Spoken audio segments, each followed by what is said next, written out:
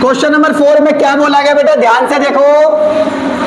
बोला गया है एक एपी है जिसमें टोटल जो कितने टर्म्स है 50, टोटल कितने टर्म्स है 50 टर्म्स है, ठीक है।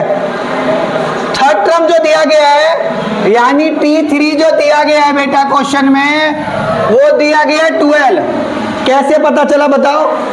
क्वेश्चन में बोला ही गया है T3 यानी थर्ड टर्म कितना दिया गया है, क्वेश्चन पर देख इधर, थर्ड टर्म दिया गया है 12 और लास्ट टर्म, कई बच्चे लास्ट टर्म का मतलब नहीं समझ पाते हैं। एक बात बताओ, एपी में टोटल कितने टर्म है, कितने टर्म्स है 50, कितने टर्म्स है, तो लास्ट टर्म कौन सा होगा 50 तो होगा, तो लास्ट टर्म हो गया 50 टर्म और वो कितना दिया गया है 106। कौन सा टर्म फाइंड करना है, फाइंड 29 टर्म्स, यही फाइंड करना है। इतनी बात समझ आ गई कि नहीं आ गई, पहले बात समझा बताओ, हैं इतनी बात समझ आ गई कि नहीं आ गई बताओ। देखो क्वेश्चन में बोला गया है T3 यानी थर्ड टर्म जो दिया गया है वो 12 दिया गया है, टोटल टर्म जो 50 है और लास्ट टर्म कितना दिया गया है, अरे 12, लास्ट टर्म तो वही होता है 50 टर्म, टोटल टर्म ही लास्ट टर्म होता है, तो कितना, कौन सा टर्म दे रखा है 50 टर्म, कितना दे रखा है, कौन सा टर्म निकालना है, फॉर्मूला याद है सबको, Tn is equal to T1 plus में n माइनस 1 इंटू में, पहले कौन सा टर्म निकालेंगे T3, तो n की जगह क्या रखेंगे 3 इक्वल टू में T1 का T1 प्लस n की जगह 3 माइनस 1 और D का T3 की वैल्यू कितनी दे रखी है 12 इक्वल टू में T1 प्लस 3 में से बन गया 2D, इक्वेशन नंबर 1। इतनी बात समझ आ गई कि नहीं आ गई?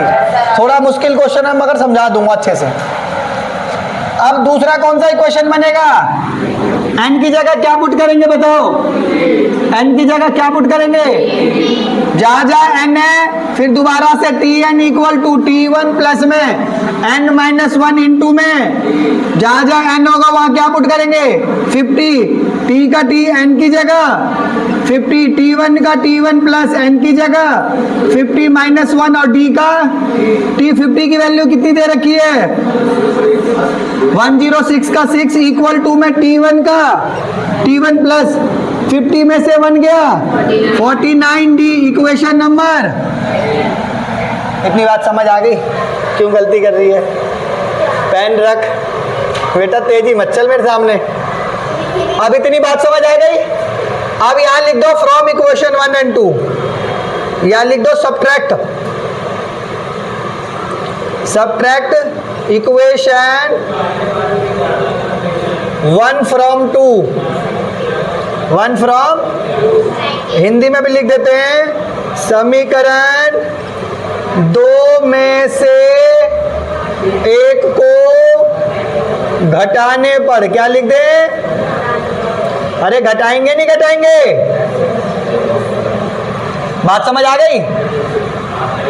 अब एक बात बताओ, पहले इक्वेशन नंबर ये लिख लो, क्या दे रखा है T1 प्लस 49D माइनस, इसमें से क्या माइनस करें, ये वाला माइनस करें, है ना, इसमें से क्या माइनस करेंगे, क्योंकि ये राइट हैंड वाला है तो राइट हैंड में से, लेफ्ट हैंड वाले में से, तो इसमें से ये माइनस करते हैं। देखो तो पहले ये लिख दिया कि नहीं लिख दिया, क्या साइन लगाया, फिर क्या लिखूं T1 plus 2D equal to में किस में से क्या माइनस करेंगे 106 में से क्या माइनस करेंगे। इतनी बात समझ आ गई कि नहीं आ गई, पहले बताओ। मैंने बोला था, ओ सॉरी 2D है, क्या डी है ये 2D है, 29D नहीं 2D, इधर लिखो 2D है ना। बात समझ आ गई कि नहीं आ गई? अरे बहुत आसान है, मैंने लिखा भी हुआ है सब्ट्रैक्ट इक्वेशन 1 फ्रॉम 2, यानी 2 में से 1 को सब्ट्रैक्ट करेंगे तो इक्वेशन 2 क्या है T1 प्लस 49D लिख दिया पहले, उसमें से क्या माइनस करेंगे T1 प्लस 2D, उधर से इधर इक्वल टू में क्या है 106 -12। देखो 10th क्लास में ना ऐसे क्वेश्चन का एलिमिनेशन मेथड से करते हैं। किस मेथड से करते हैं? तो तुम्हें अभी एलिमिनेशन मेथड सिखाने की जरूरत है क्योंकि ये 10th का क्वेश्चन है, तो इसलिए मैं तुम्हें इसी मेथड से सिखा रहा हूँ। समझ आ रही है नहीं आ रही? अब इधर देखो, T1 का T1 प्लस 49 का 49D माइनस, ये ब्रैकेट खुलेगा तो दोनों माइनस का हो जाएगा।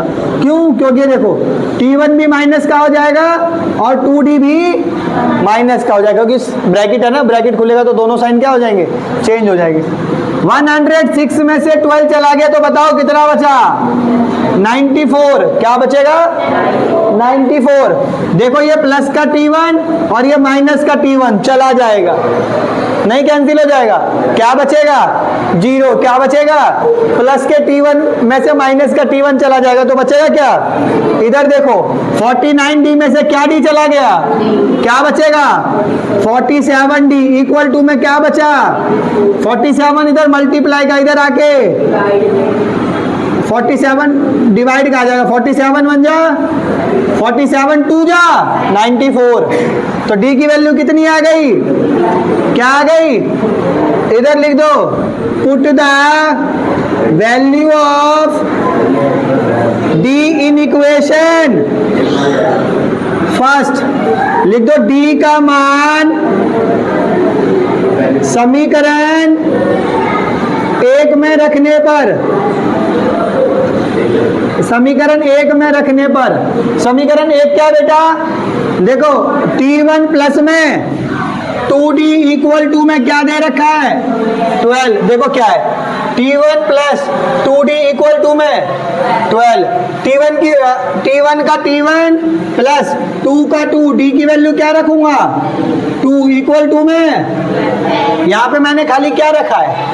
D की वैल्यू रखी है। देखो इक्वेशन उतारा 1, इक्वेशन 1 उतार दिया, T1 प्लस में 2D इक्वल टू में 12, और वहां पे T1 का T1 प्लस का प्लस 2 का 2, D की जगह क्या रख दिया ताकि यहाँ पे किसकी वैल्यू आ जाए? T1 की वैल्यू आ जाए। T1 का T1 2 2 जा 4 इक्वल टू में, ये प्लस का उधर आके तो 12 में से 4 गया 8, क्या हो गया? कितनी बात समझ आ गई कि नहीं आगे बताओ? है नहीं आया? अभी देख और समझ आएगा।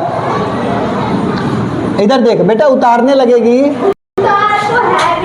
चलो कोई नहीं, इधर देखो Tn equal to 8, T1 equal to, देखो Tn equal to T1 plus n minus 1 into में D। कौन सा टर्म निकालना है? n की जगह 29 पुट करो।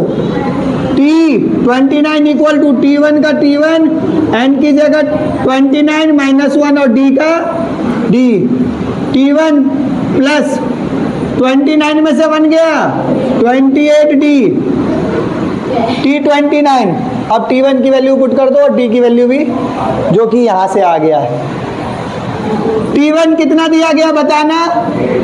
8, तो 8 का 8 प्लस 28 का D की वैल्यू 8 प्लस 28 को 2 से मल्टीप्लाई करेंगे 56। कितना? 56 में 8 ऐड करेंगे 64। तो T29 कितना आ गया?